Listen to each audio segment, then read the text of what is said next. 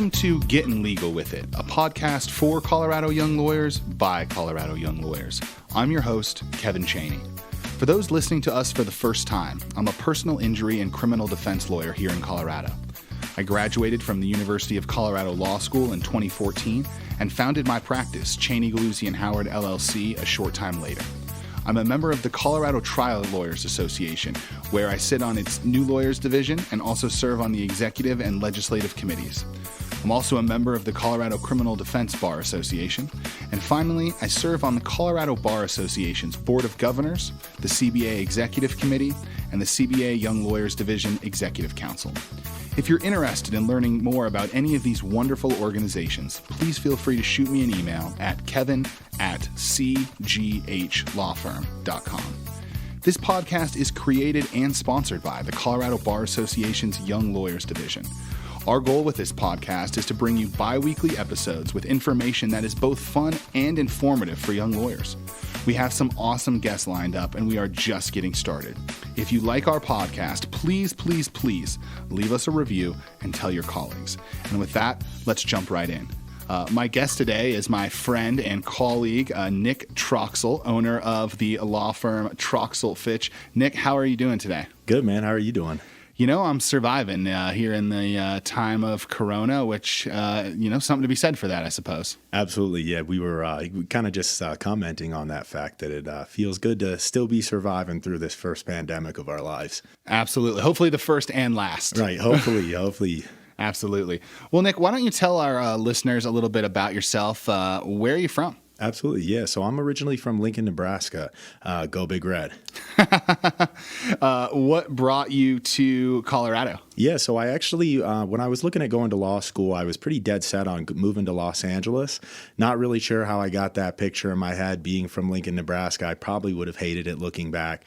At the last minute, I actually applied to CU Law because I had some buddies out here. And, my dad kind of convinced me, hey, let's do our due diligence and at least check everything out. And I kind of laughed the first time I pulled over the hill going into Boulder. It was like, well, I think my mind has changed. I'll be coming here. So That's how I ended up out here. Yeah, you go over that hill, and I love that drive going up 36. And you just come over that little crest there, and you're like, yeah, this will do. Especially because it was one of those perfect Colorado days, 70 degrees, not a cloud in the sky. The sun was shining on the flat irons, and it was like, man, it's like guiding me to my new home. You know, it's interesting when you were telling your story. I don't know what it is about California and growing up in kind of rural America, but I grew up in Casper, Wyoming, and I had a dream since I was like 6 that I was going to live in San Francisco. And I'd only been there one time. And I was like 6 or 7 years old, and we were there for like 2 days. And with no other information, I just had always dreamed like that's where I'm going to go to law school. That's where I'm going to live. And then, life kind of throws you some curveballs, and you end up in Colorado. But it is, I don't know, there's just something mythical almost about California when you live in the middle of nowhere. Right. Well, for me, I had gone to LA that one time, and I remember we were driving past the Ferrari dealerships in Beverly Hills, and I went in and took pictures with the cars, and it was like, well, this seems like the place to be. Yeah, you move to LA, you get a Ferrari. That's how it works, right? Right, it's your price of admission. Well, so we know that you went to law school like I did up at CU Boulder. What kind of attracted you to the profession of law? Did you always know you wanted to be a lawyer, or tell us a little bit about that journey? Yeah, so it was a little bit atypical where I played football through my freshman year of college, and after some injuries just needed to do something else. And so at that point, I've always just been somebody who works best with lofty goals. And so at that point, I actually sat down and I said, what's the number one law school in the country? I saw it was Yale. And that day I was just said, hey, I'm going to Yale Law School, kind of knowing full and well that I wouldn't actually get into Yale because people don't just decide to go to Yale Law School one day. I mean, at least to my knowledge. But at that point, I knew that if I worked hard towards that goal, that I would at least get somewhere good in life. So throughout the undergrad process, as I started to do well, I should circle back a little bit. So I knew that was the goal I wanted to reach at that point, but I always kind of knew I wanted to be an entrepreneur. And kind of my plan was, hey, now that I'm not playing sports, I'm going to focus on getting a degree in some type of business. Then I'll get a law degree and kind of focus on business, and then I'll open some type of business. Yeah, and it's funny. You say atypical, and I do think there is this kind of myth out there that most people, go to college, know they want to go to law school, get a degree in like political science, and go to law school. But it's interesting. I ask almost every guest that we've had on this podcast, and very few of them had that like kind of straight line. Some of them went and worked for a while. We had someone who wanted to be an FBI agent. There were all of these different career paths. And then, it's interesting just kind of hearing each person's journey to law school. Yeah. And so before we jump into kind of our main topics today, what are some of your hobbies outside of the law? Yeah, absolutely. So I'm a huge snowboarder. Actually, that was one of the biggest factors outside of kind of the general vision when starting a firm. Both my law partner Josh and I are huge, snowboarding nuts, and so we have always kind of, amongst the other benefits of owning your own firm and kind of being the captain of your own ship, we kind of always looked at it like, hey, look, if it, it's not going to always be powder days on Saturday and Sunday. So, hey, if you got a Tuesday powder day, you don't have any meetings, we want to be able to take those. So big snowboarder, pretty much anything outdoors. During the summer, it's harder to pinpoint kind of one activity because I feel like there are so many fun ones. Right. Some biking, some climbing, some like camping, some, I actually haven't been whitewater rafting, but it looks fun. It does. It is fun. It is very fun. Yeah. So, I just love kind of all the kind of opportunities that you can do things outside in Colorado. So try to just take advantage of that as much as possible. Also, big gym guy, really just kind of need to have that kind of to keep my mind sharp and everything like that. Other than that, though, typical stuff, grilling, drinking beers with your buddies, all the kind of typical, fun stuff. That's that Colorado lifestyle right Absolutely. there. So turning back to kind of your professional life, as we mentioned, you are one of the two founding partners of the law firm Troxel Fitch. What practice area do you guys focus on? Yeah, absolutely. So I would say about 80 to 85% of our practice is focused on business transactions. So that is formations, commercial contract drafting and review, financings, either debt or equity, and then, mergers and acquisitions.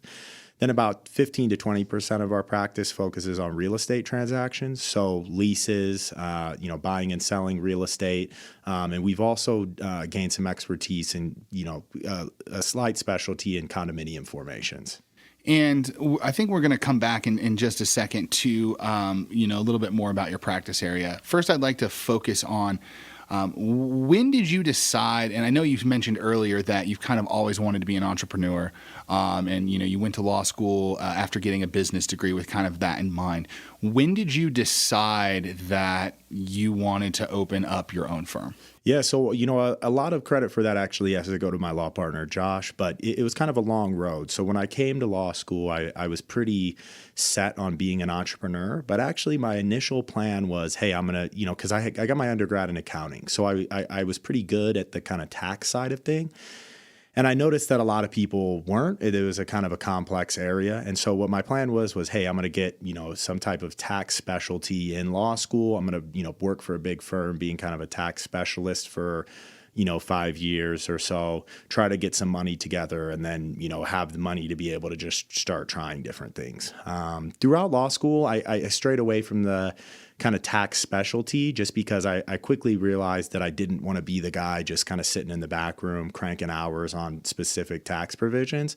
I wanted to be more involved with the overall, client interactions and kind of also it kind of shifted towards just more of the general business transactions where I wanted to be involved the whole time and have some tax knowledge to be able to kind of sprinkle in there. So for a while, I actually thought that I would satisfy my entrepreneurial itch by working for a big firm and working for startups. And so, kind of throughout law school, that was initially my goal. Ended up, was going to go work for a firm called Cooley in Broomfield, great firm, interviewed there the day after graduation, ended up not getting the gig. And so, no big deal, but it kind of was the first time that I stepped outside of that tunnel vision, that bubble that I had where it was like, hey, this is the goal that I'm shooting towards. And as you know, once you the moment you step out of law school after graduation, you kind of see the world from a different perspective than when you were in that bubble. So then I started to assess more so, what I wanted out of my life generally, not just, hey, try to set that really lofty goal and do well in law school and get a big firm job. So what I kind of started looking at was, okay, what's that end goal look like? I love one of my mentors would tell me, if you don't know where you're going, any road will take you there. So when you're in a moment of not knowing kind of the next step to take, you really need to envision what you're working towards, and it can make it so much clearer knowing, hey, that's where I need to get. So when I thought about that, I thought back to, hey, I got into this to be an entrepreneur. I got into this to kind of be the captain of my own ship. I knew I wanted a family and hobbies and to be able to travel and hit powder days and, go to concerts, do fun things, have my law practice be a big piece of my life, but not my entire life. And so that was what really kind of, so kind of circling back to how I owe a lot of credit to Josh, and that is that he actually decided he wanted to take the plunge first and kind of wore me down over time. I'm a little bit more risk averse and things like that, than he was. He was ready to dive off the cliff, and took him about 3-4 months during bar prep, and then in the months after where I was still like, well, maybe I will go work for a different big firm or something like that. But eventually, we all decided that was the route to go, and once we decided, there was no turning back. It's interesting. One of the things that I notice, having shot several episodes at this point, are kind of themes that everyone hits on. And one of those themes that I think almost all of our guests have kind of hit on is that life is rarely a straight path. You rarely do you get to exactly the place where you thought that you would be, and that you have to be prepared to have doors open and close at kind of different points in your life. That, and like you said, you thought you were going to work for a specific firm. That was, where you thought you were going. And then, you didn't get the job. Life threw you a curveball. And now you've ended up in a place where, you're happy and you've got this great practice. And it really is just being open to opportunity and not necessarily thinking that there's only one path to success. And I love that quote that you just dropped. I'm going to have to use that, if you don't know where you're going, any road will take you there. Because I think that is so important. And I think so much of the stress that law students and young lawyers put on themselves as they think they need to know exactly each step that's going to happen. I'm going to do this, and then I'm going to do that, and that's going to get me here, and I need to check this box. And so much of it is just being open to different experiences and seeing where those opportunities are. Right, absolutely. So you and Josh decided to, open this firm. We've had some other guests who have owned their own firm kind of talk about some more higher level stuff. So I'd like to kind of talk a little bit about more of the details. What were some of the first things that you guys did after you decided, hey, we're going to open? What were some of the initial steps that you guys took to actually make that happen? Yeah. So the first thing we did, we didn't really need to do this, but because both Josh and I are we really are family oriented. We're kind of friend and family, like community oriented people. We wanted to make sure it was kind of funny. The day after we got sworn in, we had a big dinner with everybody who was in town, and we announced that we were having the firm to everyone and kind of got that blessing. So I know that's not quite what you were looking for as a first step, but that was something that we really needed to, have everybody who's kind of in our corner know. And it was a really great, launch. So the second thing we did was figure out how we were going to actually structure the firm from a legal perspective. So we spent a couple of days looking into that from our own perspective, and then we decided to, we set up as an LLC owned by 2 S corps to have some tax advantages and things like that. So it's kind of cool utilizing, our own legal expertise to set up our own business first. Hopefully we never have to test the validity of those documents from back then. But you had that advantage when, doing small business law, that you understand how to create a legal entity and things like that. Right. That was something my partner and I were frantically Googling as we were trying to read about all of the different choices that you have to make. Yeah, actually, that's funny you say that, because I remember one of the first times we talked at Law Bank, we were writing blogs, and you made a mention of that, and literally the first blog I wrote was, what type of entity should I use for my new business? That's what I named it, because you were like, well, that's what I Googled when I started my firm. So I was like, well, hey, we want to, SEO. Well, see, there you go. You can get ideas for blogs anywhere. You know, just have a conversation. Next thing you know, you're writing a blog. Tell us a little bit about kind of that first year. So, I've spoken with many people that are interested or did open up their own firm. And that first year is the scariest, in many ways the most exciting, but it can be very nerve-wracking. And, there's a lot of times where you're thinking, am I going to make it? Am I not going to make it? Like, what am I doing here? How was that first year for you guys? Yeah, absolutely. I mean, it was, so for us, it was kind of, kind of like you, where we came right out of law school. So we had no clients, no real savings, we were pretty much bootstrapping it from day one. So what we would do to supplement some of that, we actually drove some Lyft as well to kind of just get the instant cash flow. But from a legal perspective, we made a commitment from day one that we were actually going to so we started November 3rd, 2017. That first month, was kind of figuring out which way is up and down. We didn't do much. That December, we started, doing some networking, but with it being the holidays as well, didn't get a ton done. So we really kind of, I count, January 1, 2018, where we really started pounding the pavement. And we made a commitment to each other that first year that we would each do 150 networking events in the year, so 300 total for the firm, so that it came out to about 3 a week. So that's kind of how we approached it, was really just, pounding the pavement anywhere and everywhere that business owners, entrepreneurs, anybody, anything, even small business, entrepreneurial related. We were shaking hands, kissing babies. It was, you can't do that these days with, without a mask on. But, right. It was really a testament to just what willpower can get you, I say, because there wasn't, in small business law, you don't really have the, you can't go, get the contracts with the courts for kind of the lower income, services, or there's kind of just less out there where, so it was a lot of just kind of pounding the pavement. And at first, so, as you kind of know, when you start a firm, you got to take anything you can get to some extent. That was the best lesson Lyft taught us, was that you could go drive for 7 hours and make $110, or you could go find 1 hour of legal work and make more than that.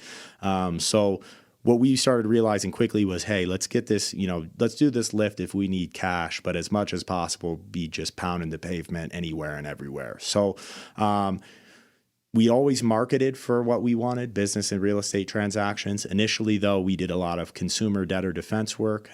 So we actually found a couple legal insurance plans. So these are things where people either pay for or they get them through work. And they're always looking for attorneys to sign up, because you basically do simple services at a pretty low fixed fee, like prepaid legal type things. Right. Yeah. So we did a fair amount of consumer debtor defense, some title review, really just all over the board in terms of the different stuff we did. But we probably did that. So that was the first year. So we probably started phasing out doing a lot of that other kind of work about, probably towards the end of that first year. I'll be honest. It was probably close to, it was probably most of the year that we were still taking some of that less profitable, kind of not in our wheelhouse stuff. And as someone who's done it, hustle respects hustle. And, the fact that, I think a lot of people understand it's going to be hard that first year. I don't think people necessarily understand how hard it can be. And, the fact that you're out there with a law degree driving for Lyft or Uber, and to do 150 networking events, I think back that first couple of years, like we did quite a few, but nothing like that. And like, what a commitment to basically being like, if we're going to do this, like we're going to put our nose to the grindstone and, get it done. Like, and did you find that paid dividends, that going to all those networking events and just being kind of everywhere, was effective? Well, and it's funny you asked that, because I just had lunch with Josh before this, and we were kind of talking about that fact and how, from a pure numbers perspective, in terms of money brought in, we can look back and there's not a ton from most of those events.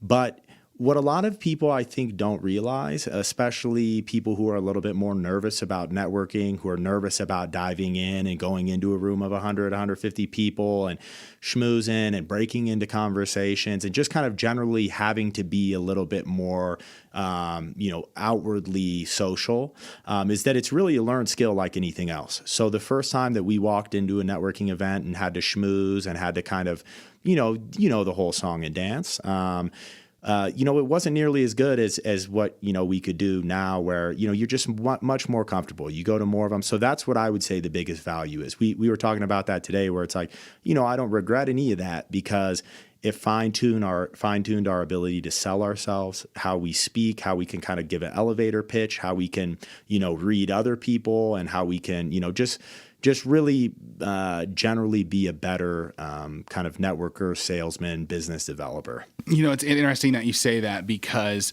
I absolutely agree. My partner, Tim, he actually joined a BNI or Business Networking International in his first year.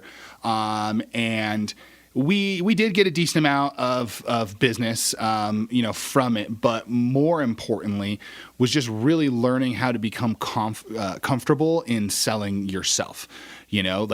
After you do that pitch, for the 1,000th time of like what you do and like going into rooms and like not just only like talking to people, but, being comfortable by being like, oh, hey, I could help that person if you're hearing a story or something like that, and kind of interjecting yourself and being comfortable asking for business, learning how to refer other people business, how to get referrals, how to, thank people for those referrals, how to develop a referral pipeline, more so than the dollars, and eventually got to a point where, like you said, like it wasn't worth the amount of time. And so we had to kind of step back for that.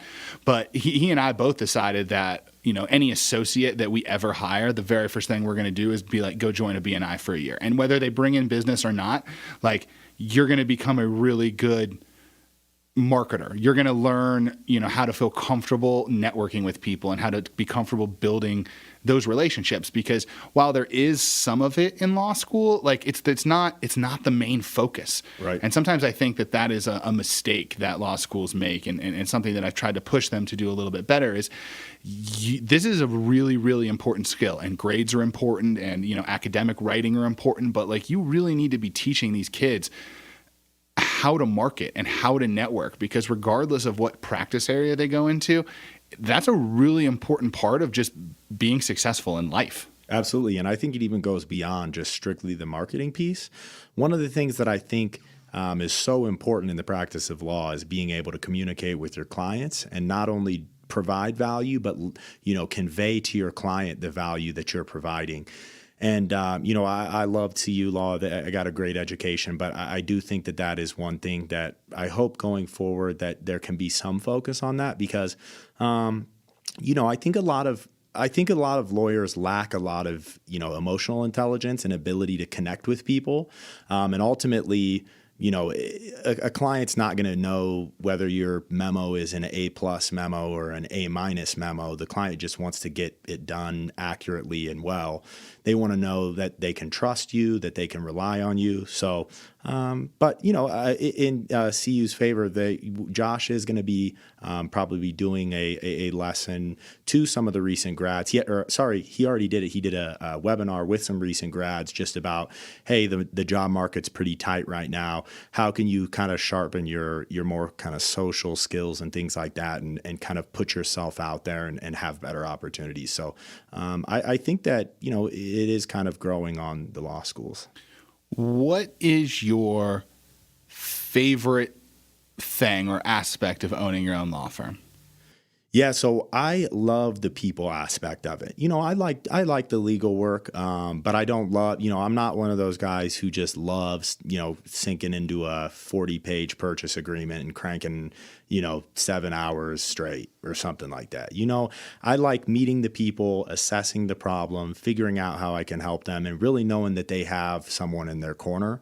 So ultimately, I like helping people. That's what I like. I like meeting passionate entrepreneurs who have an idea, who, are good at what they're good at and want me to come in and be good at what I'm at and protect them and their business. So, I'd say a close second is certainly the flexibility in terms of when you work and how you work. But I'm also, I tend to stray towards probably working too much just because I like to, push myself towards, ultimate goals. But, it's great either way. If I'm going to work, at least it's at my, out of my own choice. Right. And I think that you hit the nail on the head. It's sometimes easier to stay motivated when it's your name on the door. Right. Like this is my baby, my entity. This is what I created. And so every day I go into work, it's to further that goal. I guess let me ask you the flip side question. What is the most difficult or hardest part about owning your own firm? Yeah, I think the hardest part would be just embracing this uncertainty. You really got to get comfortable, almost just like picturing yourself walking to the edge of a cliff and wrapping your toes over the edge and just kind of taking a deep breath and not, stressing the uncertainty, because that is one thing for, people who are used to living a life where it's, hey, I'm going to get paid this amount every 2 weeks as long as I, do my job well. It's a big difference when it's like, hey, look, I'm pretty certain that work will keep coming in, but unless it's already in my trust account, I never know. So it's always the balance of, hey, I don't want to get too much work to where I can't do it and provide 5-star service, or where I'm too stressed or I'm kind of losing the benefit of being a firm owner. But I need to make sure I'm getting enough work in so that I know I'm getting paid, because, I think that that's probably the hardest part, is just embracing that uncertainty, especially during the first couple of years when, there will be times when you do get pretty close to, maybe not in year 2, but definitely that year 1, we had times where it was like, yeah, I'm eating, canned beans mixed with ramen noodles for the rest of the week because, it's just, you got to do what you got to do. You got to do what you got to do. That's absolutely the case. So especially in these times with the coronavirus and the plunging economy, there are very likely listeners that are either law students or young lawyers who are thinking about taking the plunge and launching their own firm. If there was one, and obviously there's a million things that you could advise people on, but if there was one thing that you could impart upon those law students or young lawyers thinking about doing it, what piece of advice would you give them? I would say the number one piece of advice is that you can do it and you just cannot quit. Perseverance is the number one factor, in my opinion, in success and entrepreneurship. You can't go into this thinking that it's going to be 6 months and you're going to be rich. You can't go into it thinking it's going to be probably even a year. You've got to go into it. And I always, this is what I tell people. I say, you got to go in and you got to make a commitment that you're going to put your all into it for at least 18 months. If after 18 months, you haven't found any traction, or you really hate it, or whatever that may be, then you can reassess, what you want to do. Or if some other job pops up in the meantime and, you would rather do that, certainly do your thing. But what I would say for the people who are really kind of, like you and I, who are kind of, are presented with this situation and aren't so much thinking of starting a firm just for something to do, but really this has been an opportunity where they've, kind of found this idea where, hey, maybe this is actually who I truly am and what I want to pursue.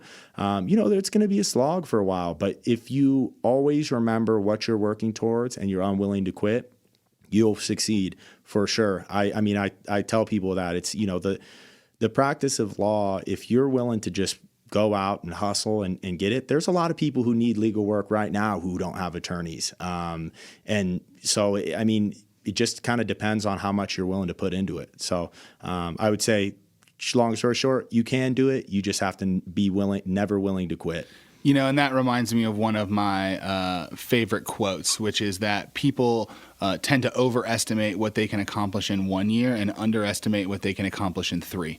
And I think it's either 3 or 5. But the point still remains that, that first year is going to be a slog, as you put it. Like, it's going to be a grind. It's going to be really hard, but and you're not going to go from, zero to, living super comfortably and everything is easy in 1 year. But if you can make it through that hard part, that you can really kind of be amazed that, hey, now I'm 3 or 4 years out, and you can kind of look back and be like, wow, like I really have accomplished something. Like, I am doing it. I'd like to turn a little bit about to your actual practice area and just talk a little bit about more what that looks like. So you're the first transactional lawyer that we've had on the show. We've had some legal field related. We had Todd Rogers, the dean of assistant dean at CU. How's he doing, man? He was doing good, man. We had a great conversation. And then COVID happened, so his episode is now a little bit dated on what the legal market looks like. Oh, yeah. But he was great, and we've had a lot of litigators, and we just had a judge and stuff on. But as our first transactional lawyer, what does like a typical day look like for you? Obviously, you're not in the courtroom, but what are you kind of doing in a typical week or a typical day? Yeah, absolutely. So I'll just tell you exactly, because I'm a very routine-oriented person. So I wake up at 5:30, I hit the gym, I lift for an hour, I come home, I stretch, I meditate, I have a whole morning routine. So I think that's, and I only want to include that because I think that's such a vital piece to my success and my ability to have perseverance through, kind of the road bumps, is that I really focus on my mental health, staying happy, staying satisfied, making sure I have purpose and enjoyment in what I do. So I have this routine, I stretch and then I meditate. Then I get into the office probably about 9:30 typically. Typically these days I'll have a legal task that I want to knock out as soon as I get into the office. So I find that when I'm coming off the workout, off the meditation, I'm ready to absolutely lock in and crush a project. So usually spend those first couple hours before lunch, usually from about 9:30, 10 until about noon, 12:30, accomplishing one task. And then usually from about noon, 12:30 until 1, I'll look at my emails, clean up as much of them as I can. Usually I'm able to sort through most of the stuff that actually needs kind of, responding at that time. And then go to lunch about 1, come back, usually then go through all my emails, kind of do more of some business development for a couple of hours. So then probably about 4:35, I'll lock back in, do 2-3 more hours of legal work. Cause that's when, you know how it goes. I mean, we have an assistant as well who screens kind of most of our incoming calls. But if you have a client that, needs to ask a question and things like that, I mean, you got to be there for people. So, and you want to be, but it does certainly break that focus train. So as much as possible, I try to do my focus blocks, one right in the morning and then one that's kind of after hours, just because typically people aren't expecting a quick response at that time. So that's usually what it looks like, and take into account that this is during COVID. So to kind of just, to expand on that a little bit, pre-COVID, when there was a lot of more ability to, go out and meet people and things like that, my day looked slightly different. Still kind of the morning routine, but then what I would do is basically, same morning block, but then really focus on, after lunch, really kind of focusing on getting communications, because then typically about 4:35, 5:30, I'd be at a happy hour or a networking event or something like that. I should say, circle back a little bit, wasn't so much communications. It was more so focused on strictly legal work, because I was able to do more business development in person. Whereas now because of it, you have to survive and adapt. So we're trying to expand on our digital presence. We're trying to kind of find other avenues to where we can drive business in. And that's actually, I think, a great point. In the time of COVID, obviously a lot of in-person networking events have ceased to exist. What type of networking or business development are you guys doing now in the kind of small business transactional space? Yeah, absolutely. So, speaking kind of from our perspective directly, what I did is I actually reached back out to everybody that I've done business with over the last 18 months. During March, when everything was pretty dead. You just had more time to do stuff. So I guess I'll circle all the way back. So when everything shut down, we made a commitment to, Monday night, we're each going to write one blog. Tuesday night, we're going to, each put together a social media post. Wednesday night we would have off, and then Thursday night we would read like a book for self-improvement. And so those were some of the things we started doing initially, and just reaching out to people as well. And then also really focusing on our digital presence. So that was something that we probably started doing at the end of last year, even pre-COVID. But we started having more of a focus on, especially when people call and you give them free legal advice, just answer a real quick question that to you isn't really a big deal, but to them, it helped them out a lot. We'd say, hey, you don't have to do this, but if you do, want to, help us out in some way, we're always happy to, love 5-star Google reviews, Yelp reviews, and things like that. Because a lot of those times, those people who call in for free do want to offer you something. Mm-hmm. So we started just as much as possible when people would ask those types of things or kind of say, oh, is there anything else I could do? We always say, hey, if you don't mind leaving a Google review, we'd love that. So started really kind of making a push on that front, really got our website locked in, got some guys doing a lot of SEO optimization, that's search engine optimization, to where, we're higher up in Google searches. We show up Google Maps and things like that. And so that was kind of our initial push. That's once COVID started, we started doing the blog, started doing things like that. Then as kind of COVID continued and things started to open back up a little bit, what I actually did was reach out to pretty much everybody that I did business with over the last 18 months. And I've been doing, doing lunches with them, doing kind of just getting back in touch where it's like, hey, let's just sit down, let's catch up. I want to hear how you've been. So been doing a lot of that. You said one thing that I just want to highlight because it's advice that I give to a lot of young lawyers, and it was something that worked really well for us, which is be willing to help the people with the one-off questions that other lawyers aren't willing to help, especially in those first couple of years, because there are people that have legal questions that are either kind of weird, maybe they're a little bit crazy, maybe they're difficult, and it's readily apparent that there is no financial benefit in taking the time to answer that question. Right. And so many of these people have called 3, 4, 5, 6 law firms, and they're either told, oh, you got to pay this giant retainer before I'll even talk to you, or they're told, sorry, we can't help you, or, every law firm's favorite excuse for turning down a client, we're just too busy. And so when they finally get to a person who is willing to talk to them, willing to hear them out and try to answer the question, and maybe sometimes it even takes an hour or two of research to give them a call back, and that you're not getting paid for that help. But what you gain is another person that is out there in the world who believes that you're a great lawyer and who is willing to sing your praises. And you have no idea if that person who had this crazy question that no one would help them with, happens to know somebody that owns a business who needs a lawyer, or right. In my situation, or happens to know someone that got into a car accident or got charged with a crime. And so many, and it's not something that you see right away. It's not like you help them and then the next day you get business. But if you can help those people and leave them with a positive image of you and your law firm, and then set up the processes where you at least are in contact with them every now and then, whether that's a newsletter or just kind of an update, that eventually will pay dividends, because you will get more and more and more people, and that is such a great way to get referrals. So that's something that I just heard you say, and I just really wanted to highlight that for young lawyers and law students that are listening, is, especially if you're opening your own firm and you got a little extra time on your hands, take those difficult calls.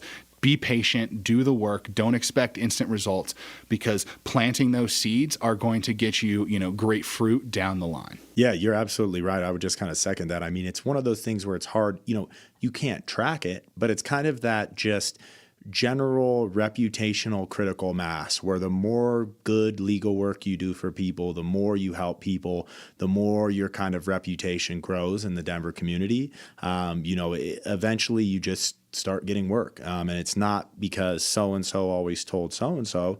It's just you don't kind of know where it comes from always. Somebody's just like, I just, I heard your name. Or, friend of a friend. Right. That's my favorite referral source. Yeah, somebody, John something over there, told somebody that they knew you and, they worked with your fiance, and I don't know. It's always interesting trying to track them. I do want to shift gears here to cover our final topic. So I know that you have been active in the Colorado Bar Association small and solo firm section, or SSF for short. Tell us a little bit about that section and what it does. Yeah, absolutely. So, I initially got involved in the solo small firm section. I initially got involved there because when we first started our firm, we tried to kind of go to as many CBA, everything type of events. And we actually went to the solo small firm holiday party. Great holiday party, really a lot of fun. And what we really noticed right away was, it seems to me, and most lawyers are this way, in terms of knowing that, hey, there was somebody who took a coffee with them and mentored them. But we found it especially true in the solo small firm section, where it was all people who had started their own firm or were part of this smaller firm. They were really, really willing to help and to listen and to kind of offer you guidance and things like that. So that's how we initially got involved in it. What it is basically just a kind of subsection of this Colorado Bar Association for firms. I believe solo to 5 attorneys is the threshold for small firms in this case. And so through kind of just showing up to more events and meeting different people, and actually meeting Sue Bertram, who used to be, I think, the CBA liaison for the solo small firm. She asked if I would be the YLD liaison for the solo small firm executive council. And so I did that for 2 years, and it was great. Got to meet a lot of great people. And yeah, so I mean, I think it's really good. I think it really offers a great place for people to kind of start networking as well, because it's, I found that it's a little bit easier to network with other attorneys at times because you're kind of talking the same language to some extent. At the same time, it can be a little bit harder because some attorneys aren't super socially adept, but whatever, you make do. But I would say that, so many people just willing to offer mentorship and with great kind of advice. And yeah, did that answer the question? Yeah, and actually, you said my magic word. So one of my other big themes, besides where you end up, is not necessarily a straight line, that we've managed to touch on in every podcast episode, is mentorship. And I know from my experience that it would have been literally impossible for me to be successful as a lawyer without the probably 12 plus mentors or lawyers that I consider mentors that I found. And some of them were just a couple years ahead of me and could offer me kind of, more advice about kind of what they just went through. And some of them were, had been in the profession 40 years. And some of them were in my practice area and some of them were outside my practice area. But it was absolutely essential to this day that I have, all of these mentors that I can call and ask questions to, whether it's about running a firm, whether it's about a legal issue, whether it's about an ethical issue, whether it's about a networking or business development issue. And that literally was one of, if not the single most important thing that I did when I was starting my firm. And so it sounds like in the solo and small firm section that you found those mentors and people that you could kind of talk to and reach out to. Yeah, absolutely. Well, and it was a combination for me. I mean, Law Bank was another great place that I found a lot of great mentors. And I also just have kind of reached out to a lot of people who do, kind of the work we do.